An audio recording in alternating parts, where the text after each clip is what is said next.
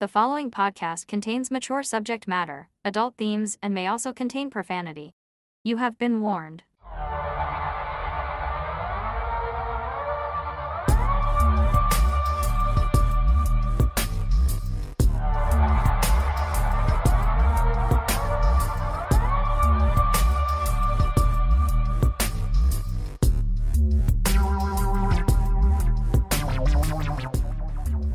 Hello, Absurdians. Hello, and welcome back to the show. The show is called The Absurd, and as you probably know, if you've been here before, we look at absurd histories and mysteries and just bizarre goings-on. We like to demonstrate that truth is indeed stranger than fiction, and it really is, you know. Anything that you can think of, it's probably happened. Isn't that weird, eh? That's totally weird. That's Mel. Mm-hmm. Hi, Mel. Hi. How are you today? I'm fantastic. Are you? How are you? I'm pretty good. Yeah? Yeah. Cool. Reasonably productive day. Yeah. You too? Yes, very busy day. Just lots going on. But Month end. Month end. You love month end, don't you? Appointments and all the things happened on the same day today. So. Wow, ain't it the way? Yeah, ain't it the way. Yeah, I tell you. Not last week, but the week before, I was out every night, either for social stuff, but also for meetings and whatever. And it sucks. Oh, dude. Like, I had the Friday, I didn't have anything on the Friday. Mm-hmm. And I was elated. That's nice. And then this past week, like last week, I never went out at all. At all. And then saw Kara on Saturday night, and she's like, what did you do this week? And I'm like, nothing. Like, I didn't go anywhere. She goes, that's not like you. And I'm like, yeah, so it I is. don't count? Don't be ridiculous. Because you went out with me. Oh, that's true. Okay. So one night. So one night I went out. I went out to Piper Arms with Mel. Yeah, sure. I'm glad it was memorable. Don't be soppy. But yeah, it was like, because I love social time. I need social time. Sure. But equally so, I need to be away. Yep. You know what I mean? Totally feel that. Like, it's not anti-people. It's a little anti-people. Yeah. But, no. When I have a night where I know I don't have anything going on and I don't have to leave my house, I'm very happy. Oh, me too. And I find it's becoming even more true as you age, right? 100%. Like, going out anywhere just seems like so much more work now. Well, and like last week, I didn't leave. I think I went downstairs to pick something up from somebody who dropped it off. Other than that, I didn't leave my place from Wednesday till Saturday. Nice. It was awesome. That's great. It was fantastic. Were it not for those annoying little social things, right? I could be a hermit. Except that I need the social I things. was just going to say, you would definitely need that. I can't be a hermit. I think we all do on some level. What's that? Like need that social interaction. Oh, I would hope so. That would be pretty depressing if you didn't have that, right? I would think so. And like, I have people in my house all the time. Yeah. But I still need that social interaction outside of. Mm-hmm. But then by the time I hit like 9:30 at home, I'm like done. I don't want to look at anybody. I don't want to talk to anybody. Yeah. I'm just done. Well, and that's why, I love, I'm not that big of a drinker, but I'm more and more, I really like day drinking. Like, not during the week. Honestly. But where like it's at. On a Saturday or whatever. Even during the week, man. Hey, I don't judge. Well, I don't. But I mean, if I'm got everything all wrapped up by like 7 p.m. and I can go home and chill, man, I am there. Yeah. All about it. I got it. I get you. Anyway, I have a little bit of news, a little bit of business, if you will. I forgot to mention this last week, and I dare not, because during that busy week I mentioned on the Thursday, I was out with one Tim Waters. Tim Waters. Tim Waters. Yeah, he is a very dedicated fan of the show, which we appreciate very much. Very much. And we do still plan on having him on the show. I told him that, but I don't know what we're going to do with him. Like what we're going to talk about. What we're going to do with him. Yeah, we're not, I don't know, going to do anything mean. Oh. But It was funny. He came with a couple of friends, one of whom I've met before, named Marlon. Mm-hmm. Marlon Santana from El Salvador. Mm-hmm. I asked him if he knew Carlos Santana. You know what I mean? Yes. He said he did. Uh-huh. I don't believe him. But maybe he might have. There's probably a Carlos there. I would wager heavily. Yeah, I'd put money on that one. And then another guy who I'd never met before, I think his name was Aaron, and he's originally from Sri Lanka. Okay. And I said something to him that made Tim laugh his keister off. So much so that he called me that night when he got home and was laughing about it still. The guy is going on with something. He goes, I feel really bad about my nose. And I'm like, why? What's wrong with your nose? And he goes, well, it's like pretty wide. And I'm like, it's a nose, dude. Like, who cares? Mm-hmm. And then I said, you know what, though? Your nose smells. Oh, my God. Waters thought that was hilarious. He would, wouldn't he? He's not wrong. He knows quality. Uh-huh. I was thinking another thing today, too. You know, like, prostitutes. Like anyone just randomly thinks. Well, no, but you gotta hand it to blind prostitutes. Okay. Okay. Get it? Yes. Okay. Yeah. Another thing, you had something to tell our peoples about Christmas ornaments. Yes. I put up a post on Tuesday, I guess it would be, once this comes out. Right. About our special Christmas ornaments that we have. Mm-hmm. So if you guys want to take a look at those, they're up on our socials, and they are $7 while quantities last. We only have so many. So we only have so many. Yeah. Yeah. But if anybody wants any, hit us up. I'm buying some. We'll get you one. I'm going to give them to people. Are you? Mm-hmm. Like strangers on the street? Probably not. No? Okay. And I don't put up a tree, so I'm not using one. You have plants. Just use those as your tree. No, I do have a fake tree, but I can't be asked to deal all with that. No, man. But it's so nice. Of course it is. It's so pretty. It's so rubbish. It's not rubbish. It's nice. Rubbish. I see trees and didn't I just sound like I see trees of green. You know what I mean? I know what you mean. What a wonderful world. Anyway, sorry. I see them everywhere. I see lights. I see Christmas trees. Okay. So I don't just put it on your TV. Or you can do those like background scenes. Because with your new Special Fun TV, there are absolutely channels there that have... I like the aquarium. Or even YouTube. I like the aquarium. Yeah. YouTube, you can type in like Christmas scenery kind of thing. So it'll show like a tree and a fireplace. I can virtually guarantee you I'm not ever going to do that. We did that when we were putting our tree up. Because you just couldn't wait, eh? My God. Yeah. Whatever happened to the Swiss Chalet channel? The Swiss Chalet channel? Oh, come on. You never saw it? I don't know what you're talking about. You know how in Swiss Chalet, for people who are not in our area, it's a barbecued chicken restaurant, which I personally like very much. But they had it was like a video channel on TV. Instead of like a burning log in the fireplace or the aquarium, it was the rows of rotisserie chicken turning and cooking. Oh. Dude, it was fantastic. It would make me hungry watching it. I want that channel back. Okay. So you don't believe me?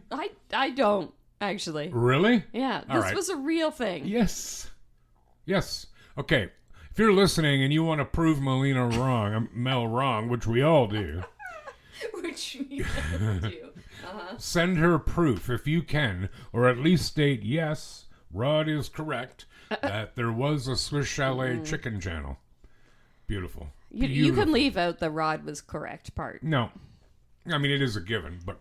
Yeah. But on the subject of ornaments and Christmas... Yes.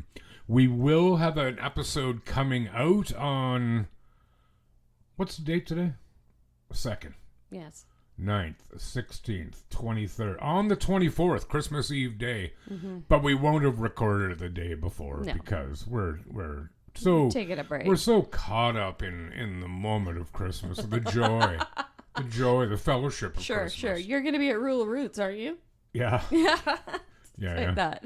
On the Wednesday. Yes. Yeah. That's what I mean. But we won't be skipping a week. for episodes. So, and our Christmas, I don't know about Mel's stories, but my stories will not necessarily be about warmth and joy. Lovely. Yeah. I don't have any stories yet. You will. Oh. Okay. You will. So, I like to think, What? And you had, tell us quickly about your Friday night. Oh, yes. Yeah. I went to Toronto on Friday night. Toronto or Toronto? Toronto. Oh, on the GO train, which I don't know if I've ever taken the GO train before. I don't think so. But for it leaving Kitchener, I think that's been fairly new. It is. Yes. It's pathetic. When I used to take the train to come here when my husband lived here and I was in Toronto, I would take the Via when I would come out. Right. So, anyways, took it for the first time. Right into Union Station, $20. Return. It was gold. $20 return. No, $40 return. Oh, so $40 per person? Mm-hmm. That's still pretty good. It's still really good. Yeah. The only thing is parking is a real B at the Kitchener GO. Oh, right. It's awful parking. But you could park anywhere. For sure. And LRT it. Yeah. Or cab it from somewhere a little yeah, there's lots of parking garages around too. Yeah. You didn't have to pay for parking there though, did you? No. Yes, sorry. No, we did. Yeah, I think it was $13 or something like that. That's why I was telling somebody else on the weekend about driving to Long Branch, like a little west of Etobicoke. Yeah. Parking, because you can park for free at those GO stations. Yeah. And then just jump on from there. But you still got to drive in. The weather sucked on Friday. Yeah. But it was perfectly calm, sunny, no snow by the time we got to halfway there, I suppose. So maybe like Georgetown area. Mm-hmm. Then it was like nothing. Toronto didn't have a flake of snow. What about when you came back? Yes. Right. Yeah. Yes. It was like full on Christmas book story. Yeah. Anyway, we went to Scotiabank Arena to see home of the Maple Leafs. Yes, and there were Maple Leafs there. We were there to see the Shoresy Hockey Fall Classic. So if anyone ever watches Letterkenny, there was a spin-off of that's Shoresy, same guy in it that directs both of them and acts in them. And he was there with the cast from the show, and they played against some Toronto alumni. Sweet. Yeah. So Dougie Gilmore was there. Oh, cool. Nick Antropoff was there. Yeah. And then there were some other names I didn't really know who they were. Was there a good crowd for it? Yeah, actually it was pretty full. Yeah. Like I was kind of surprised. But yeah, it was fun. It was entertaining, and they do some fake fighting and stuff like that. That's cool. Yeah. Yeah, nice. So Mel would recommend. Yes. And I really like Shoresy. Yeah, there you go, I don't think I went out Saturday night. Karen, some other friends, Heather, Greg, Tom, who's from Brazil, and Patrick, who's from France. Cool. France. Patrick and Tom are in Kara's band. The three of them. Okay, yep. You know what? I'm going to give them a shout out. They're called the Sweet Gales. Yes. They're great guys. Kara's not a guy, but she's great too. Yeah, she's all right. Yeah, all right. Yeah, she all right. Let's not ever talk like that again. Okay? Hi. All right. Are you going to bring us into an tale? Yes, I'm going to. Okay, let's roll. Bill. All right. Go ahead. Something smells like it's burning. There's a candle above your head. Yeah, no. Did it go out, maybe? Maybe. Okay. I don't see any signs of flame or smoke, so I think we're all right. Okay, all right. Probably just your Alzheimer's. It could be. Yeah, you're having a... Doctor, are you burning the toast? Do you remember that commercial? Yes, I remember. Should I put that in, do you think? Yeah, why not? Why not? Okay, ready now? Sure I am. Oh, okay. Why do you have your toque on still? It's a fashion statement. Oh, yeah, it's working well. Okay, go ahead. I don't know. Is it bothering you? Do you want me to take my hat off? No, please. Oh, God. Okay, go ahead. All right. It was just after midday on Friday, January 13th, 2006, when police were called to reports of a bank robbery in the affluent suburb north of Buenos Aires. Buenos Aires. Sure. Yeah.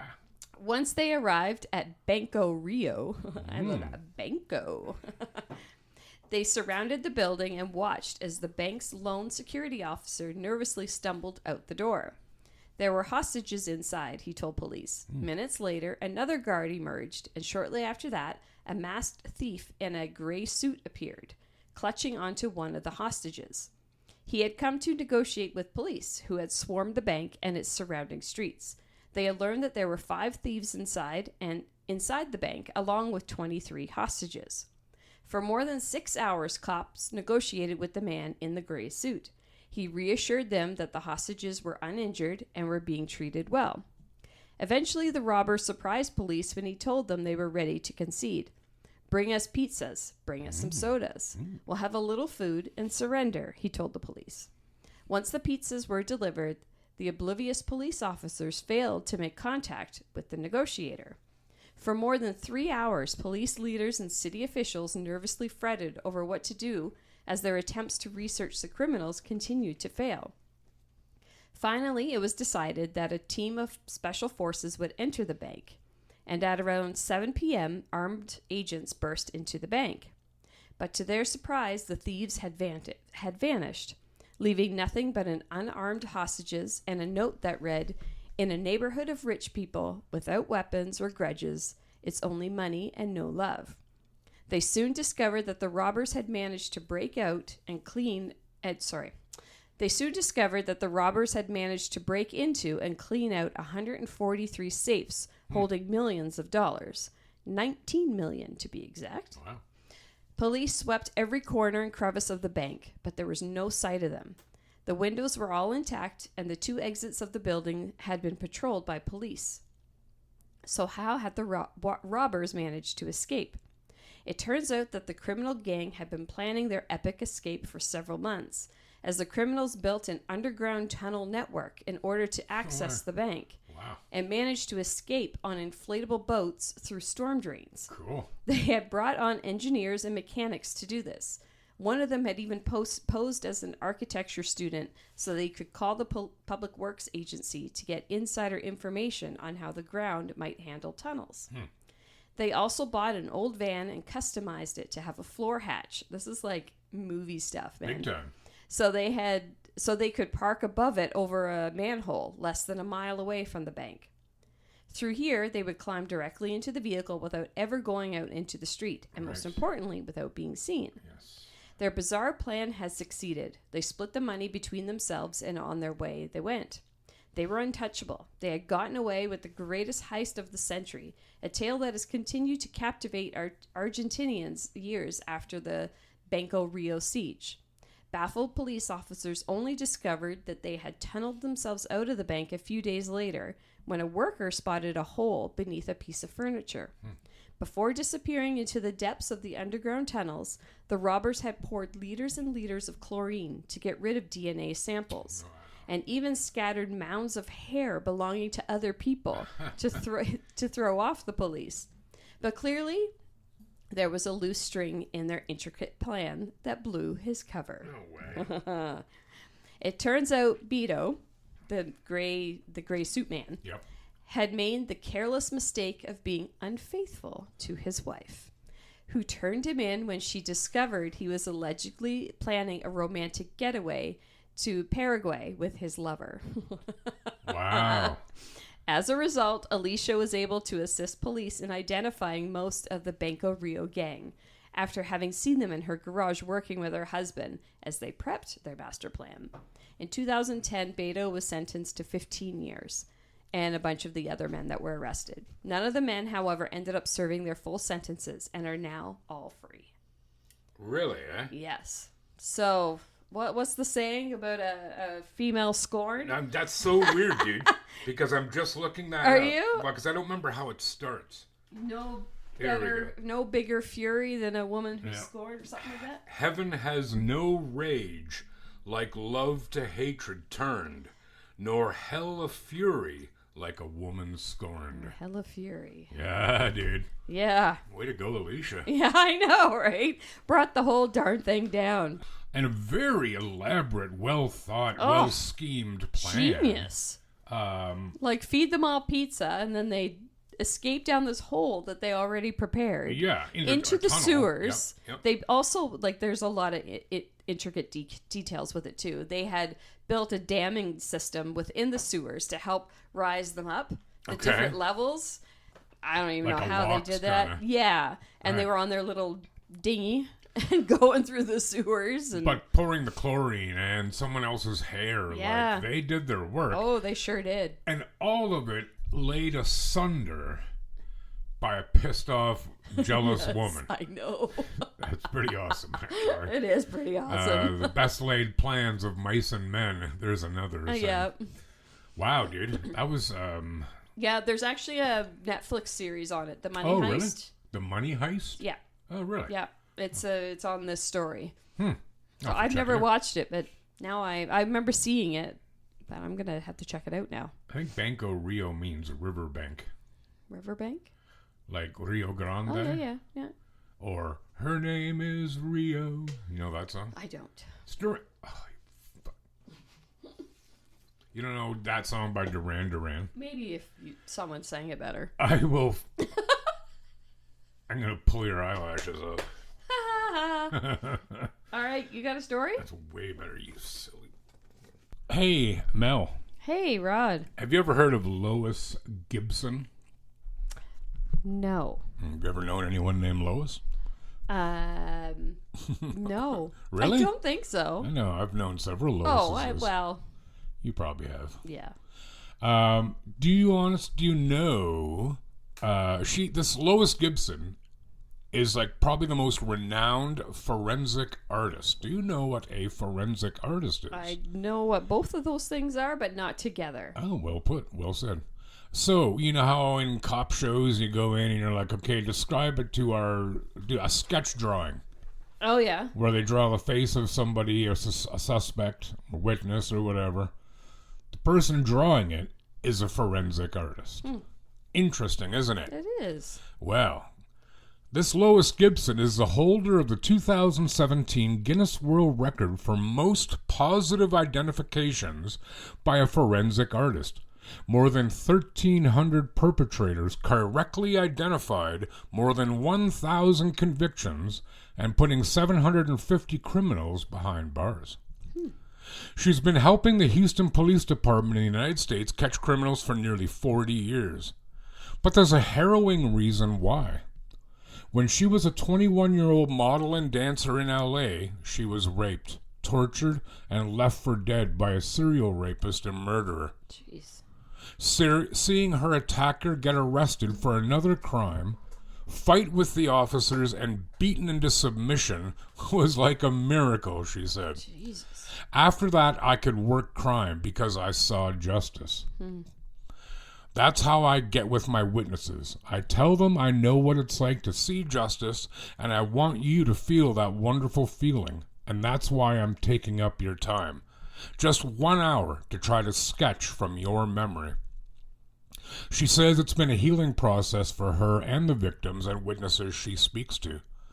It can be the best therapy in the world is to do my job and get justice over and over, sometimes 3 a month, 2 a day. He, the attacker, did nearly kill me, and everything I did was a reaction because you can draw better if you're upset. I forced myself on the police department, and they fiercely resisted me. They were horrible to me, but I resisted them and would not stop. 5,000 guys on the department. I said, no, I can do this. They said, you can't do it from somebody's memory. You can't do a portrait. Because I was nearly killed, I would not give up. Her artistry and sketching was already polished by the time she was helping police, having drawn thousands of portraits of people at San Antonio's Riverwalk tourist attraction spot, where she also happened to meet then Prince Charles in 1977. Everybody listening right now says it's impossible to do a sketch from someone's memory. Wrong. You just have to love so much and be so patient. You have a catalog with different features, and you show the witness features, and then you have your own picture of the catalog, and then they pick a nose, lips, and eyes from hundreds of them, and then you draw what they say. Have you ever seen that? It's like a flippy thing with different eyes, different mouths, different noses. And I had 2 sketches I did where the perpetrator, one of which was a murderer, saw my sketch and called the cops and turned himself in. Children are often good, if not better, than adults at remembering details, she says. I had a 4-year-old boy in Kansas. His name was Ulysses. He had seen his parents slashed to death in front of him. They never would have caught this murderer because he murdered just for fun of murdering. He didn't know these people. He didn't owe him anything. Nothing, no fights.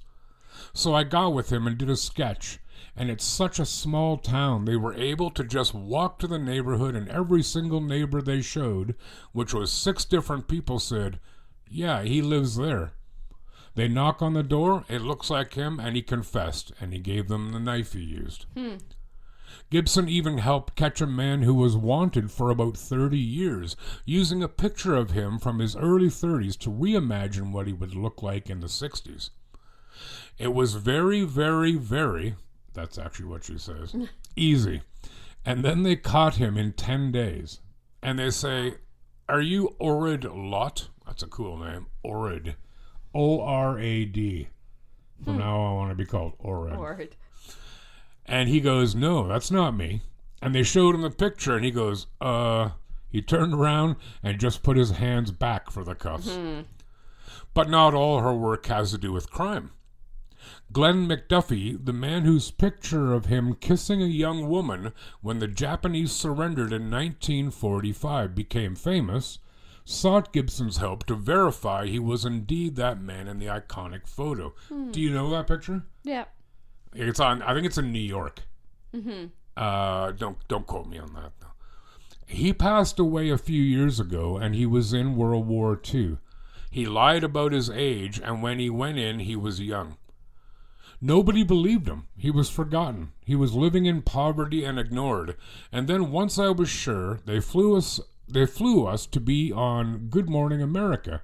And then every time he goes somewhere, he'd show his card, and they'd put him in the class, or they'd put him in the box at the sport event, put him in first class. So he's getting recognition. Yeah. She's even helped verify photos of Billy the Kid, named Henry McCarty, a notorious American outlaw in the late 1800s, and lawman Wyatt Earp, famous for his involvement in the OK Corral fight in 1881. Photos of Billy the Kid are known to have been sold for millions. In her Forensic Art Essentials book, she looks back on the grim cases she has helped solve and provides a helpful guide for budding police sketch artists whose, she says, are a vanishing breed. Although she believes their skills cannot be replaced by technology, humans can make the technology better. I'm going to try to get as many forensic artist careers started before I go to the big drawing board in the sky. Wow. We're able to do our sketches as forensic artists. They put it on a computer and do facial recognition, comparing it to all these mugshots of known perpetrators, and they're starting to solve crimes from sketches. I will stand up for you if I believe you could do the work. I will stand up with you for your career in law enforcement in your area. And I'm like a 900-pound gorilla in law enforcement. Because every career of an artist I start could solve murders, stop rapists, and stop robbers. The racists are kind of dicks, but rapists are way worse. Yeah. Okay, anyway. Yeah, so that's quite a career. That's pretty cool. I know. I just always assumed that it was a thing. Like drawing, what do you call them? Don't they call them sketch artists on police shows? Yeah. Yeah, right. Yeah. I just assumed that had been around for like hundreds of years. Yeah, I thought so too. Because it seems rather obvious that it should be, right? Yep. So that's Lois Gibson. That's pretty cool. She's a good woman. I think we should have her on the show. Should we? Why not? Is she still alive? Hey, Echo. Is Lois Gibson, the forensic artist, still alive? From Wikipedia.org. Gibson decided to become a forensic artist after being assaulted and nearly killed when she was 21 and living in Los Angeles. I just said that. 1. She has taught at Northwestern University. Echo. Be quiet. Echo, how old is Lois Gibson? Oh, now she's not talking to me. You hurt her feelings. Echo, I'm sorry. No problem. Hey, Echo, how old is Lois Gibson? Lois Gibson is 75 years old. Thank you. She was born in That's 1950. Okay. Bloody hell. So there you go. Yes, thank you for asking that question. That was. You're welcome. I'm glad I could answer it so readily and quickly. God. Do you have something for us? I do. Yeah? I do. Oh, my God. This just happened last week. Oh? A woman from Thailand was found alive in her coffin at a Buddhist temple and was saved from organ donation and cremation because her brother didn't have a death certificate. Oh boy, there's going to be some names here I'm going to butcher, but here we go. Thailand, they're not entirely easy. Do your best. Wat Rat Prakon Tham. Why do I think that's not the right pronunciation? Well, but anyway. Wat Rat. Pick one word. Are the first two. Pick one word from words. the name. One word from the name that you can most easily pronounce and go with that. Okay. Bloody Thais. Good food, though. Yeah, so good. All right. Wat Tam, a Buddhist temple in the outskirts of Bangkok, posted a video on its Facebook page showing a woman laying on her white coffin in the back of a pickup truck. Ooh. Laying in her white coffin, Yes. sorry. Yeah. She was slightly moving her arms and head. Oh, boy. Parat Sudup, I like it. the temple's general and financial affairs manager, said that the 65-year-old woman's brother drove her from the province of Pitsanulok to be cremated. He said they heard a faint knock coming from the coffin. I was a bit surprised, so I asked them to open the coffin, and everyone was startled. I guess so. Well, I saw her opening her eyes slightly and knocking on the side of the coffin. She must have been knocking for quite some time. damn straight, I'm sure she was. According to Paret, the woman's brother said she had been bedridden for about 2 years and had become unresponsive, appearing to stop breathing 2 days ago. Appearing to. Yeah. Yeah. The brother placed her in a coffin and journeyed about 500 kilometers to the hospital in Bangkok, to which the woman had previously expressed a wish to donate her organs. Paret said the hospital refused to accept the woman's body because her brother didn't have an official death certificate. Fair. When the brother approached the temple for a cremation, he was also refused due to the missing document. The temple manager said that while he was explaining how to obtain a death certificate, that is when they heard the knocking. The temple staff assessed her and sent her to a nearby hospital for treatment. So Sodthrop said the temple would cover the woman's medical expenses. She remains alive in hospital. Similar instances of a person being found alive in funeral homes or morgues have been reported in the past. In June 2024, a 74-year-old Nebraska woman declared dead at a nursing home was found breathing at a funeral home 2 hours later. Yeah, I did a story on that. Yeah. In January 2023, a 66-year-old woman was pronounced dead in an Iowa care facility after an employee said she did not feel a pulse and that the woman was not breathing. After she was taken to a funeral home, the woman woke up gasping for air. That same year, a New York funeral home found an 82-year-old woman alive and breathing shortly after she was declared dead at a nursing home. Can you imagine waking up in a coffin? Nope. Oh my God, I would lose my mind. And that's where I know there's a bit of conjecture on the expression "saved by the bell." Mm-hmm. There is a belief by some that it comes from boxing. Which makes sense, but I have also read that it comes from this kind of event, in that a string would be in the coffin that would run up a narrow tube above ground attached to a bell.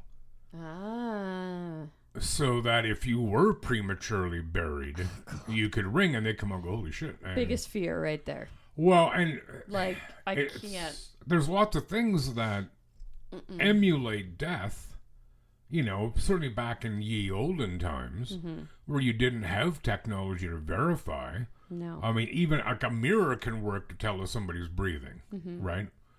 But, I know, did everybody have a mirror back then? Right. Probably not. Yeah. You know? So that's one of the expressions. And it's weird, as I was listening to your story, you're not a watcher of Supernatural. No.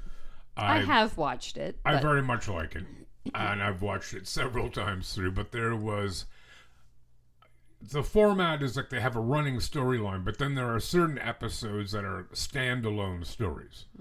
In the genre, they're called Monsters of the Week. Okay. X-Files did it the same way.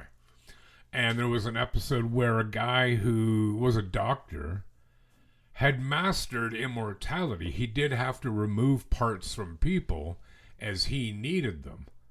Hearts, eyes, you name it. And anyway, they got rid of this guy. They buried him. He's immortal.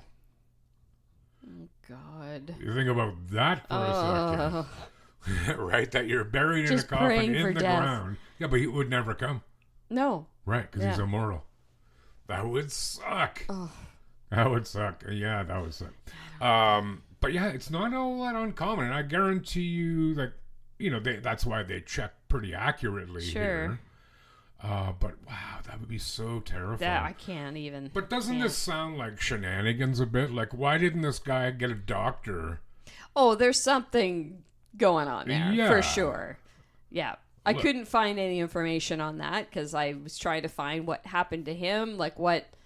Well, if it just happened last week. It just happened. Yeah. Exactly. Yeah. So maybe we'll keep an eye on that one. Yeah. Because it just sounds like, I'm not saying he killed her, but he was like, whatever, she's dead. Let's get rid of her. I want the bigger bedroom anyway. Yeah, right. You know? So, yeah, that's something, dude. I don't like it. I don't like the idea of being buried alive. No, I don't think anybody does. Oh, I don't. I got a little story here for you from Korea. South Korea, specifically, the happier part of happier side. The happier... non-killing side. Wow. Yeah, the happier part of the peninsula. Right. I do find North Korea fascinating, though. It's terrifying. It is, but in a fascinatingly terrifying way. I don't trust that guy. But anyway, that's no. God, no. That's a whole other topic. Do you remember doing exams in school? Yeah. How did you like them? No. I hated them. No. I think they're stupid, too. Even as a former teacher, I think exams are stupid. Oh, yeah? Well, because how often in any job are you put in a situation where everything you must do must be done by memory? Right? So if you don't have a good memory, sure, you're not going to do as well. But that doesn't mean you don't understand the material. Right. That's a good point. Thank you. Anyway, the U.S. does this too. What are they called in the U.S.? SATs. Like that you write so it determines where you can get into university or whatever. Yeah. We don't do it. You need certain marks here, but we don't have a specific test. Anyway, so in Korea, this is just a couple weeks ago too, November 13th, more than 500,000 people in South Korea sat for the country's grueling university entrance exam on Thursday, November 13th, as police mobilized to ensure that they make it to the test sites on time, and all flights were halted for half an hour. What? The number sitting the test, this is obviously written by somebody who's British, the number sitting the test, essential to secure a place at the country's top universities, was the highest in 7 years. Most of the candidates were born in 2007, when there was a surge in births because it was considered an auspicious time to have a baby. Auspicious. That's a good word. Flights at all airports were banned from landing or takeoff between 1:05 p.m. and 1:40 p.m. to ensure there was no disturbance while the students sat for the listening comprehension section of the English test. The decision affected 140 flights, including 65 international arrivals and departures. Flight trackers showed aircraft circling near airports as the Transport Ministry restricted aircraft from altitudes below 3,000 meters. Financial markets and offices opened an hour later than usual to ensure test candidates arrived on time for the 9-hour exam. Holy. That is seen as crucial for success in the hyper-competitive society. Get bent. Word. This exam has been a goal for nearly 20 years and also a new beginning, said Yi-Son Kim, who was waiting outside a test site where her daughter was sitting the exam. A total of 554,174 people registered this year, up 6% from last year, and the highest since 2019. Some 496,000 babies were born in 2007 in a jump that paused a steady decline since the mid-90s. South Korea is one of the fastest aging societies, although its birth rate rose to 0.75% in 2024. All the Western countries have decreasing birth rates. Yeah, dude, so a 9-hour exam. That's insanity. I can't even fathom that. I can't even get through, like, the work 2.5 emails that come out where you have to renew what? your code of conduct training. Yeah. And even that's like 15, 20 minutes. I'm like, oh my God. But I mean, can you imagine? So they all the flights in the country are canceled. That's insanity. At the exact time so that there's no distractions in the listening comprehension section. Why, are they sitting outside doing the exam? Like, how low do the planes fly there? Yeah. Like, Crazy. I just can't even, and here we have not zero, but almost no regard for education. Not like we once did. Right. Whereas there, the whole country literally stops so that you can have a better chance at the exam. Man, if you fail that exam, you got to be a dick, considering all the stuff, how far they bent over backwards to help you. Yeah, no kidding. I couldn't hear it. You liar. How could you not hear it? Jesus. Anyway, that's, but South Korea is, like, wickedly competitive. Like, yeah. Oh, I believe it. Like, you're either first or last. If you're second, doesn't matter. Irrelevant. They actually have a thing. I think they do it on what we would call their second birthday, what they call their first, if I remember this correctly. Okay. Because when you're born, that's your first birthday. That's your first birthday, yeah. Right? Yeah. Which kind of makes sense. But then they have a thing where they put the baby on like a big table or on the floor on a mat or whatever, and they have different items. And I don't remember what they all are, but I know like one is a pencil. Okay. And the baby crawls around, whichever one it grabs first indicates the career path. Crazy, eh? That it's kind of destined for. Right. Right? And I don't mean like they kill the child if it chooses a different path in life or anything. If it picks the stripper pole. But yeah. That's revolting. But yeah, like I had I may have mentioned this once, but I used to teach people online in South Korea, mostly corporate people, but a few older kids, like older high school. I had this one girl, her name was Minji. God knows why she was taking lessons, because her English was fantastic. Oh, yeah? And almost no accent. Wow. But she went to school all day in a Korean school, learning in Korean. And then at like 5 o'clock, she went to an English school that she was at until like 10:30 at night. Every day except Sunday. Aww. That's it, man. And not coincidentally, they have one of the highest suicide rates in the world. Yeah. For work, too. I had one woman, she was young. She was like 24, 25. She had no days off. She worked 7 days a week. What a life. Oh, it'd be awful. Awful. That's sad. Totally. And she, I'm not talking like she worked, cleaning dishes in the back of a restaurant. The people I taught, they worked for Hyundai and Kia, which is the same company. Yep. And Samsung, like all big corporations, because the corporations paid for their lessons. I got paid regardless whether they showed or not. Sometimes they were loaded too. Oh yeah. Oh fuck yeah! Like really drunk. And they'd be like, Rothenay! I'm like, oh god, it's gonna be like that, is it? That's great. Did I never tell you about their names? Okay, this yes, is you good. did. You did. With the guy who wanted me to call him Pumpkin? Yes. I was just thinking of that when you were talking about teaching and stuff. Yeah. I couldn't do that. Yeah. I couldn't do it. I couldn't do it. Yeah, so that's life in Korea. My friend Scott Finlay, who's a very regular listener to the show, he's in South Korea, has been since like 2005. Okay. So he'll appreciate that. He'll verify that for me. Yeah. I don't know about you, Mel, but gosh, I'm hungry. Yes, I'm ready to go. I'm ready to go. Bum right now. Well, wow. But before we go, you guys should give us 5 stars. Oh, damn right. Yeah, I think should we do that. It. I think we deserve it. Yeah. On whatever you're listening on, you could do that for us. That would be awesome. And tell people. Share with your friends. Yeah. And if you're on our socials, Facebook, Instagram, or TikTok, and you see one of our posts, please share it to yours. Yes, please. We would love that. Yep. Genuinely, we would appreciate that. We would. So, and if you want an ornament, please reach out. Yep. We'll get you one. You can email us or Messenger, any of the aforementioned apps. Yep. That I said, Facebook, Instagram, or TikTok. Yes. Tiki-taki. Yes. Some of that Australian reels I watch. TikTok. Anyway.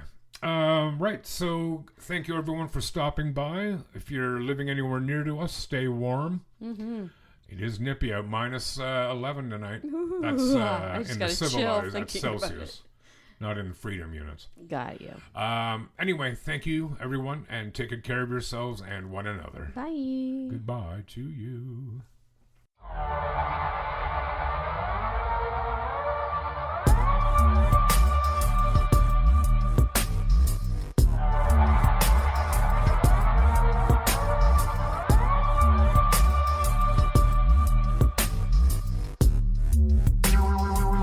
The Absurd Podcast is written, produced, and recorded by Rod and Mel. Music by Audionautics.com.